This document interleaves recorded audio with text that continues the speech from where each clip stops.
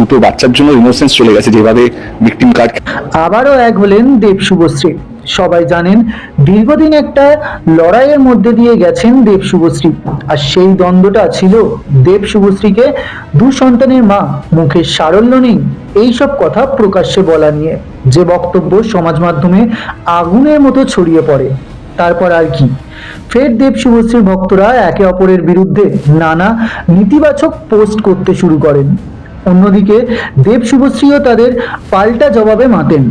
তাই সবটা মিলে দেব শুভশ্রীর কামব্যাক, নতুন কোনো ছবির আশা ছেড়ে দেন তাদের ভক্তরা।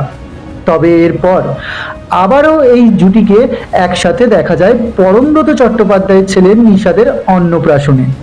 বর্তমানে আবার মুখোমুখি দেখা যায় তাদের, জানিয়ে বর্তমানে সোশ্যাল মিডিয়া জুড়ে চলছে আলোচনা ও সমালোচনা।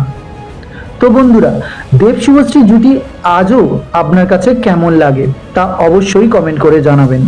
ভিডিওটি ভালো লাগলে লাইক ও শেয়ার করবেন এবং নতুন নতুন ভিডিও পেতে অবশ্যই চ্যানেলটি সাবস্ক্রাইব করবেন। ভিডিওটি শেষ করার আগে আমার সমস্ত বন্ধুদের জানাতে চাই হ্যাপি নিউ ইয়ার। নতুন বছর সবার খুব ভালো কাটুক, সবাই খুব ভালো থাকবেন।